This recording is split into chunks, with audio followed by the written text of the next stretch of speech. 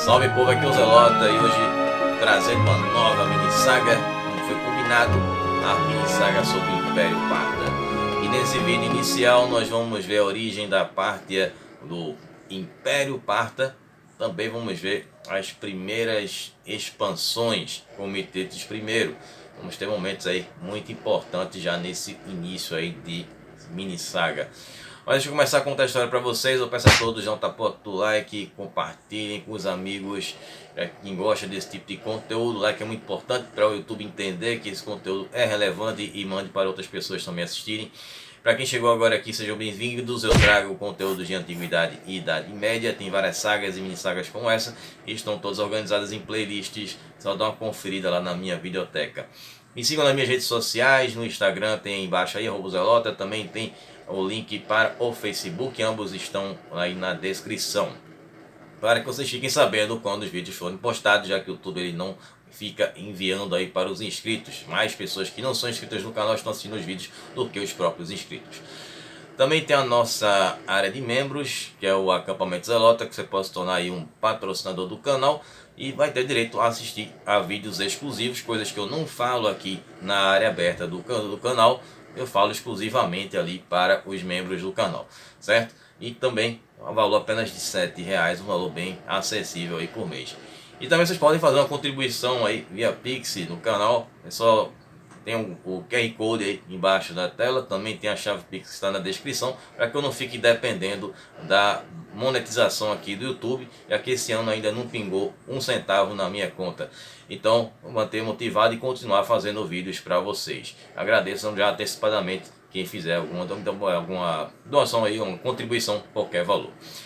Bom, vídeos agora todas as quintas, novo horário, às 21 horas, sempre com metodologia nada ortodoxa, muitas imagens, muito conteúdo sem enrolação. Então vamos para a história da formação e da expansão inicial parta.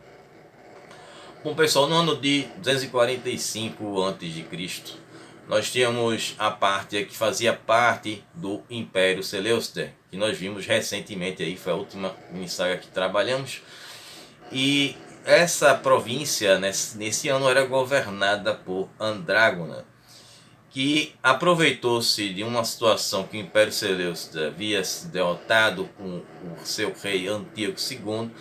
Ele faleceu e o rival, que era o rei Ptolomeu III, rei do Egito, havia invadido a Antioquia, que era a capital do Império Seleucida.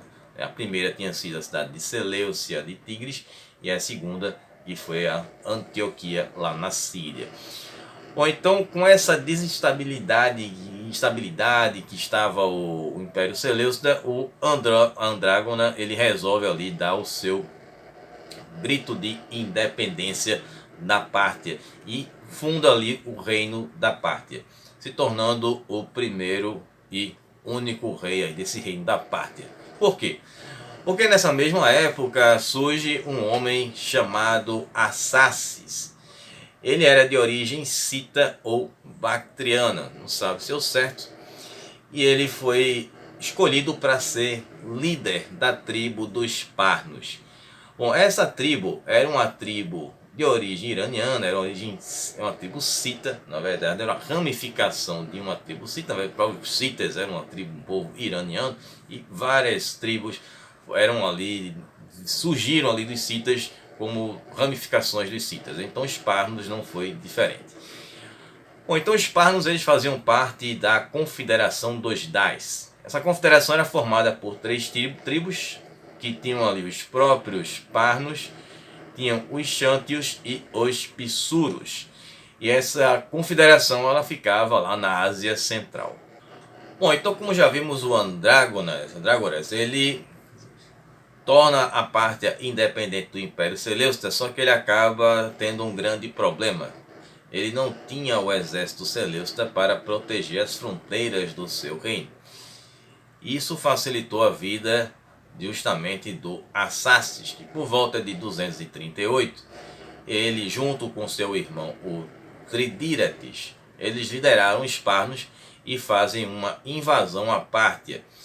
Então eles conseguem a princípio o controle da cidade de Astabane, que ficava lá no norte da Pártia, e depois na capital, que era Kubusham.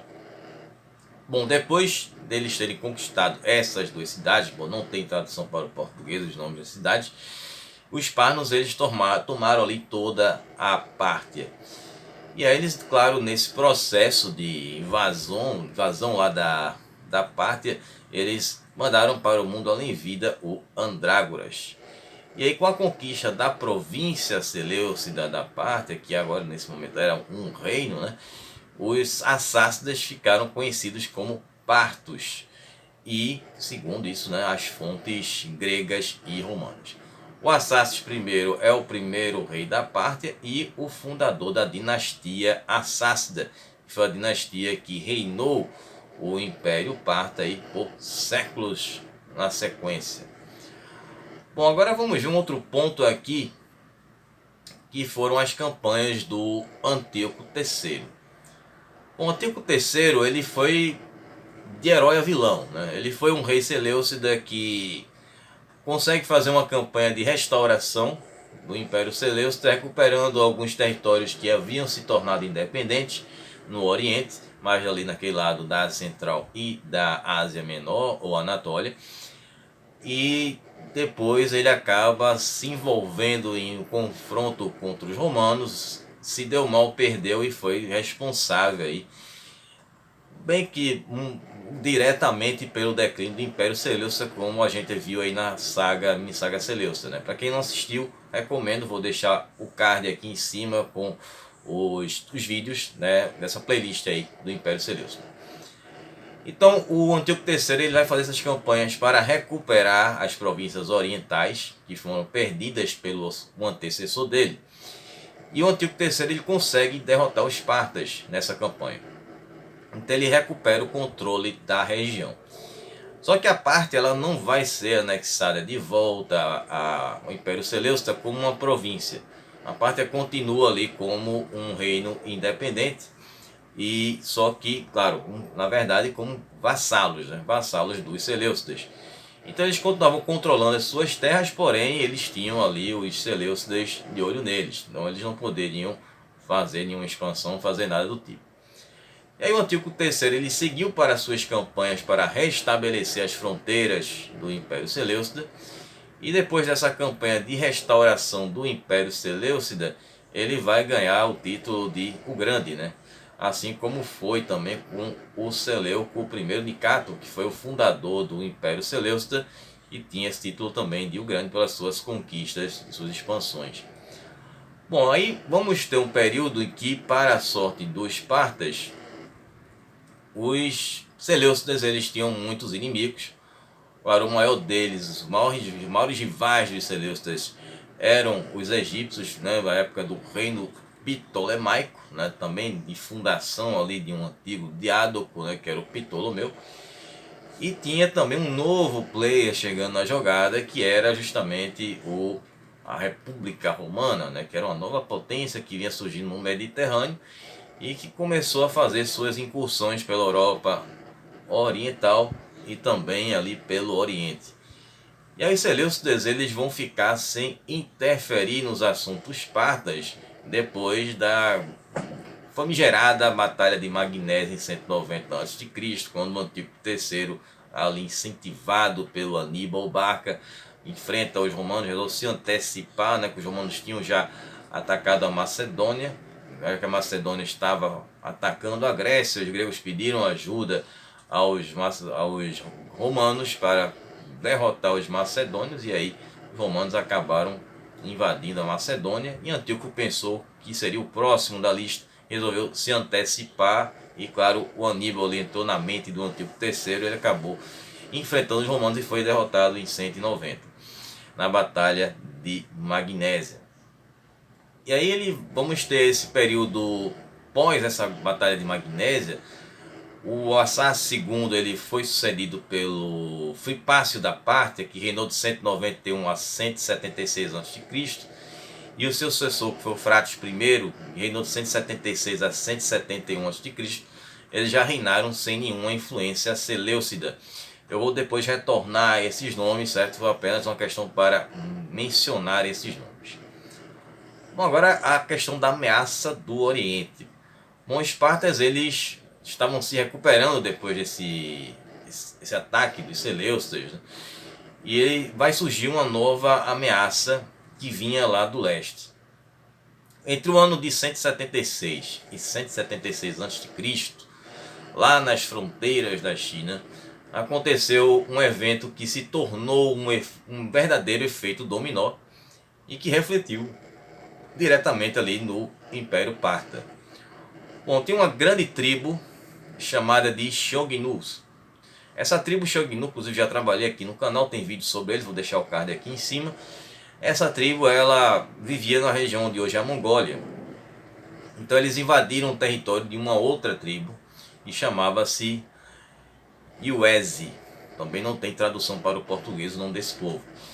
Então essa tribo dos Yuezhi foram expulsos de suas próprias terras pelos Xiongnu e acabaram migrando mais para o oeste. E eles chegaram até a Báctria, lá na Ásia Central. E nessa região da Báctria vivia já um outro povo, que eram os Sacas. E os Sacas também eram um povo de origem cita. Eles também eram uma tribo ali iraniana. Então os Sacas foram forçados a avançar mais para o oeste, onde estava a fronteira nordeste do Império Parta. E aí o que aconteceu nesse momento é que, quando os Sacas eles chegam no território do Império Parta, nas fronteiras do Império Parta, o rei Mitidas I da Pártia, ele estava na Mesopotâmia fazendo campanhas. Inclusive foi nesse momento em que ele conquistou a Babilônia, né? Inclusive eu vou ainda retornar essa história aí. E depois que faz essa campanha da conquista da Babilônia, que ele retorna ali para Hircânia, onde ele ia ter que lidar com esses novos visitantes que estavam no seu território. Então os Sacas ficaram vivendo nessa fronteira da Pártia. Então, passado o tempo, o Frate II, que era o filho do Mitidas I, ele fez uma campanha contra o Antíoco VII. O Antíoco VII ele tinha atacado o Império Parta com o objetivo de recuperar os territórios perdidos dos Seleucidas. Bom, acabou não dando certo, né? Isso aconteceu em 130 a.C. O que aconteceu foi o seguinte: o Frates II ele resolve recrutar os Sacas, que estavam ali vivendo nas fronteiras do Império Parta, e oferece ali uma quantia em moedas e benefícios ali, como para eles atuarem ali como mercenários. Bom, então tem duas versões com relação ao deu ruim aí pro Frates II. A primeira versão é de que ele não pagou os Sacas, que ficaram revoltados por não terem recebido o valor, né, que havia sido combinado. E a segunda versão diz que o Frate II pagou menos do que havia prometido.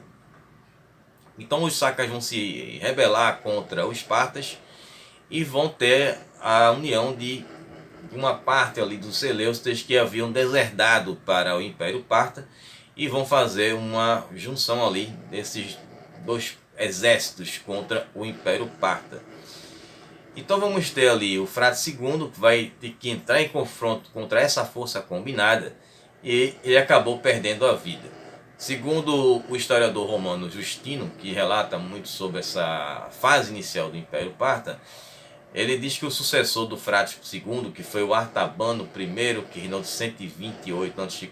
a 124 a.C., teve o mesmo destino ali, combatendo os Sacas lá no oeste do Império. Não se preocupem que eu vou retornar a esses nomes aí desses imperadores mais na frente no decorrer desta minissaga. Agora, guerra no Oriente. O Frates I, ele teve como destaque no seu reinado ter conquistado Apameia.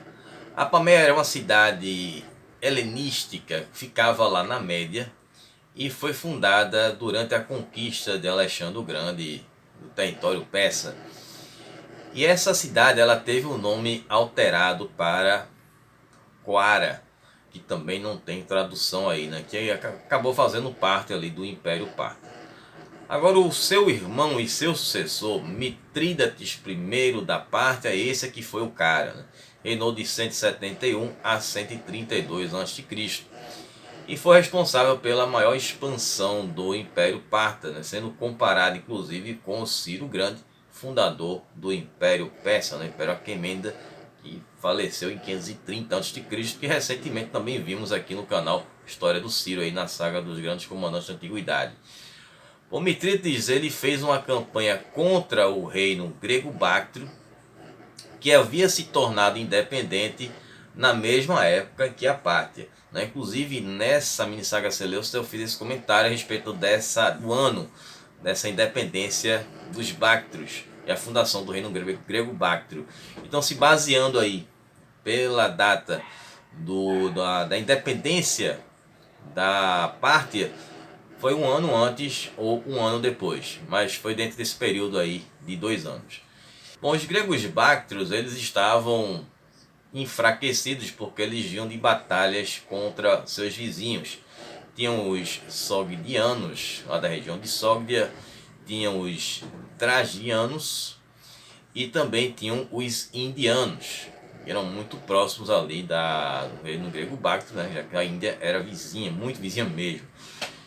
E aí o novo rei grego-báctrio era o Eucrádides I, que assumiu o trono em 171, no mesmo ano que o Mitrídates I, e reinou até 145 a.C. É que tinha uma diferença aí. Ele era um usurpador, então ele vai encontrar uma forte oposição durante o seu reinado. Claro, vai refletir aí negativamente, principalmente na sua campanha de defesa contra o Mitrídates I da Pártia. Bom, o que aconteceu foi que o verdadeiro rei, o rei legítimo, que era da dinastia Eutidêmidas, que era o rei Demétrio I, ele estava em campanha na Índia quando sofreu esse golpe. E claro, ele vai ter seus apoiadores que vão ser oposição a esse reinado do Eucrádides. Mas dizem que o Eucrádides foi um grande rei, apesar de tudo isso aí. Então tinha uma parte do povo ali que vivia no reino grego-báctrio, né, que eram os arianos, que vão se rebelar contra o Eucrádides, e o Mitrídates I ele vai tomar vantagem disso aí, inclusive ele vai até dar apoio aos arianos. E aí, entre os anos de 163 e 155 a.C. aconteceram esses embates entre os partas e os gregos báctrios. Então o Mitrídates I ele invadiu a Báctria e derrotou o Eucrádides e vai tomar as regiões da área de Margiana e a Báctria Ocidental. O Eucrádides supostamente se tornou um rei vassalo dos partas, isso segundo as fontes clássicas, que são do historiador romano Justino e do historiador grego Estrabão. Já outras fontes já dizem o contrário, né? Que o Eucrádides ele combateu bravamente o Mitrídates I e conseguiu expulsar o rei parta da Báctria. Foi totalmente ao contrário. Mas como a gente está falando aqui do Império Parta, então vamos ficar com a versão clássica aí do Justino e do Estrabão, né? Não vamos mexer aqui na história. Bom, então tinha a cidade de Marve, que antes chamava-se Alexandria de Margiana, que claro, o Alexandre o Grande, né, fez as suas conquistas, ele sempre fundava uma cidade e colocava o seu nome, né? Então dezenas de Alexandrias aí. E aí ele vai, essa cidade de Marve vai se tornar ali um grande domínio, um reduto parta na região nordeste do seu império. Algumas moedas de bronze do Mitrídates I tinham um elefante que ficava lá no verso da moeda, e tinha uma legenda que dizia o grande rei Assaces. Os gregos bactrianos eles cunharam essas moedas do Mitrídates com um elefante no verso, e eles fizeram essas moedas em celebração a essa conquista do Mitrídates I lá na Báctria. Será que eles não gostavam realmente de fato do Eucrádides? Bom, enfim, aí fica aí para a gente depois analisar o outro lado. Inclusive tem vídeo aqui no canal sobre o reino grego-báctrio. Bom, agora a Era de Ouro, né, que eu vou entrar nesse momento das expansões que foram mais para o leste, né, do Império Parta, e os embates com os romanos, que eu não vou entrar agora, e possivelmente também não no próximo vídeo ainda, porque tem muita coisa sobre os Seleucidas para a gente ainda ver os Seleucidas e dos Espartas. O Mithridates I, ele, depois de ter feito essa conquista na Bactria, ele voltou a sua atenção para os Seleucidas. Então ele aproveitou-se de uma situação que estava acontecendo na Média, que foi uma rebelião dos Medos contra os Seleucidas. Então houve uma rebelião que foi liderada por Timarco, e essa rebelião foi fortemente reprimida pelos Seleucidas. Então o Mithridates I, ele se aproveita dessa insatisfação dos Medos com os Seleucidas, e ele invade a Média e conquista a cidade de Ecbátana em 148 ou 147 a.C. Então ele consegue fazer essa conquista e ele deixa o irmão dele, mais novo, que era o Bagaces, como governador dessa região da Média, mais uma região que se torna ali parte do território dos partas. Outras conquistas que ele fez também naquele local foi a de Atropatene, também conhecida como Média Atropatene, que no século IV a.C. foi um reino que tinha sido fundado por dinastias iranianas e que fica localizado onde hoje é o Azerbaijão. Bom, no ano de 141 a.C., o Mithridates I, ele conquista a Babilônia sem muitas dificuldades, e aí moedas foram cunhadas, inclusive na cidade de Seleucia, né, que foi a primeira capital do Império Seleucida, né, a Seleucia de Tigres, porque ela ficava localizada muito perto da Babilônia e ficava justamente em onde tinha acesso tanto ao rio Tigres como um canal ali do rio Eufrates, se eu não estiver enganado, vai a memória, que está lá no primeiro vídeo dessa mini saga Seleucida. E aí aconteceram grandes festividades, né? O Mithridates, ele aproveitou que estavam acontecendo as festividades do Ano Novo lá na Babilônia, e ele vai e faz um desfile. Então esse desfile vai ter como principal o deus mesopotâmico Marduk, que vai ser exibido nesse desfile, vai ser levado pelas ruas da Babilônia até o templo de Essagila. E essa imagem do deus Marduk carregava em suas mãos a deusa Ishtar, também uma divindade muito importante ali na Mesopotâmia e na Babilônia. Inclusive esse templo foi saqueado ali por reis assírios que se deram muito mal depois, né? Fizeram saques na Babilônia e saquearam o templo, só que Marduk também era adorado pelos assírios. Então esses reis assírios se deram mal demais. Inclusive falei sobre isso lá na minha saga Assíria que eu fiz também esse ano. Bom, então depois dessas conquistas aí importantes, o Mithridates I, ele retornou para Hircânia, lá na Pártia, e deixou seus subordinados dando sequência em outras campanhas expansionistas lá no Oriente.